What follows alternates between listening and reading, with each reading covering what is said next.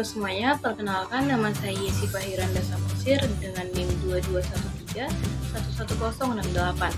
Saya dari kelas reguler A, Prodi Pendidikan Bahasa dan Sastra Indonesia, Fakultas Bahasa dan Seni, Universitas Negeri Medan, Angkatan 2021. Video ini saya tampilkan guna untuk memenuhi tugas mata kuliah Desain Media Pembelajaran Bahasa Indonesia berbasis digital. Di sini saya akan memaparkan dua contoh media pembelajaran berbasis digital yang efektif digunakan dalam pembelajaran bahasa Indonesia. Nah, sebelum masuk ke dua contoh tersebut, sebelumnya saya akan menjelaskan apa sih itu media pembelajaran berbasis digital. Nah, media pembelajaran berbasis digital bisa menjadi solusi untuk melakukan pendekatan yang komprehensif terhadap siswa. Digital menurut KBBI adalah berkaitan dengan atau menggunakan komputer atau internet. Media pembelajaran digital adalah media pembelajaran yang memanfaatkan teknologi seperti internet dan berbagai macam device seperti ponsel, laptop, komputer, dan lainnya sebagai alat pembelajaran. Nah, ada 4 manfaat mengikut sertakan teknologi digital sebagai media pembelajaran, yaitu yang pertama, siswa dapat dilibatkan langsung dalam pembelajaran. Yang kedua, membangun critical thinking siswa. Yang ketiga, melatih siswa keluar dari zona nyaman. Dan yang terakhir, terjadinya kesetaraan di mana semua siswa memiliki kesempatan belajar dan materi belajar yang sama.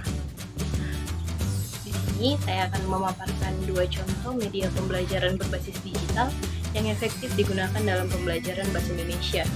Yang pertama yaitu PPT atau Microsoft PowerPoint. Microsoft PowerPoint adalah salah satu aplikasi yang digunakan untuk presentasi yang dikembangkan oleh Microsoft. Microsoft PowerPoint juga bagian dari Microsoft Office bersama dengan Microsoft Word, Excel, dan beberapa program Office lainnya. Nah, Microsoft PowerPoint ini memiliki beberapa fungsi.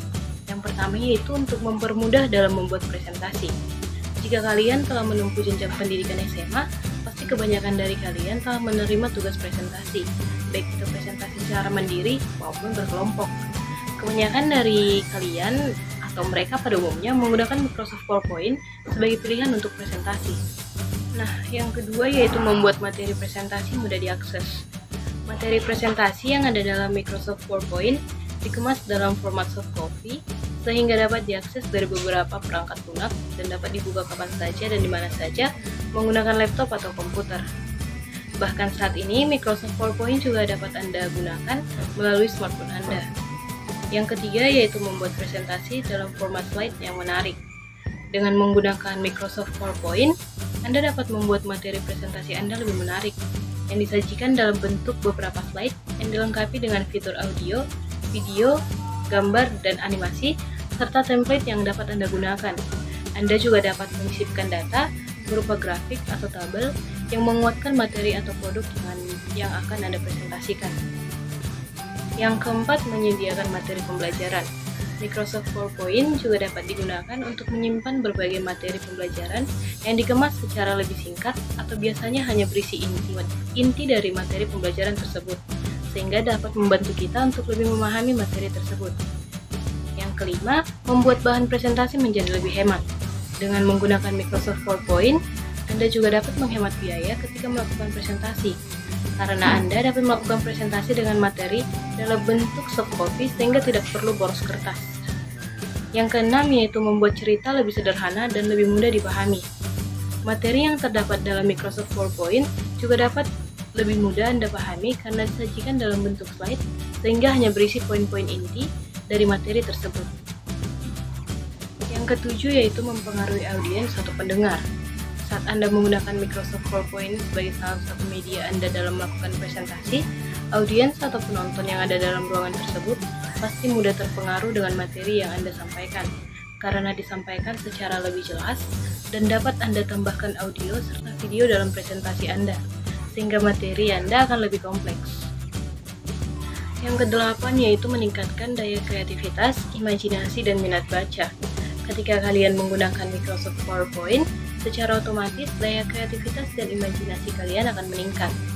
Karena kalian dapat membuat materi presentasi kalian secara menarik dengan berbagai fitur yang tersedia sesuai dengan keinginan kalian. Tidak hanya itu, minat baca Minat baca kalian juga akan meningkatkan karena materi yang ditampilkan dikemas secara lebih singkat dan tidak membosankan sehingga menarik untuk dibaca.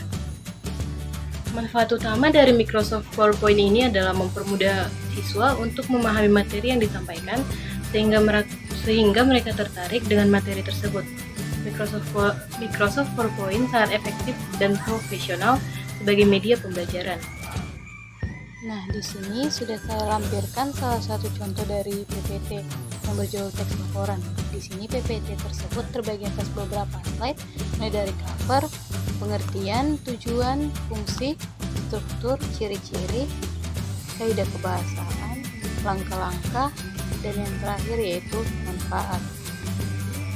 Kalian dapat melihat dan membacanya ulang lagi yang sudah saya paparkan.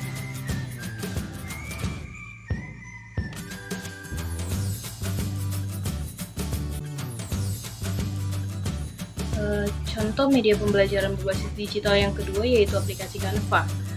Aplikasi Canva ini tidak jauh berbeda dengan PowerPoint yang sudah saya jelaskan tadi.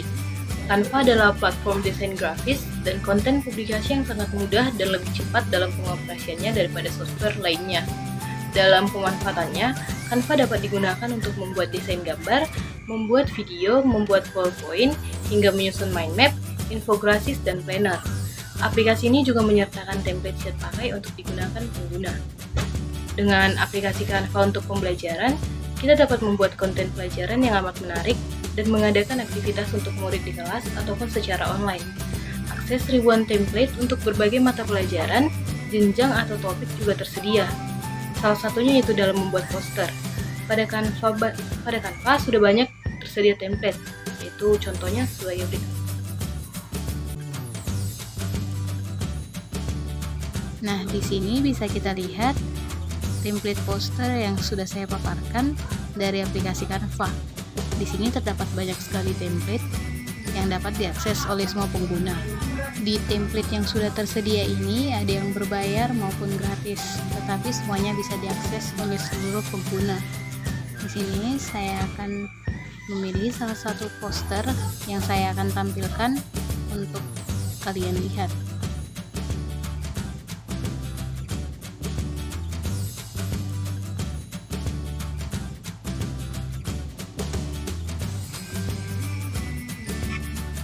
Ini adalah salah satu contoh poster yang ada di template Canva, dan banyak lagi ya contohnya.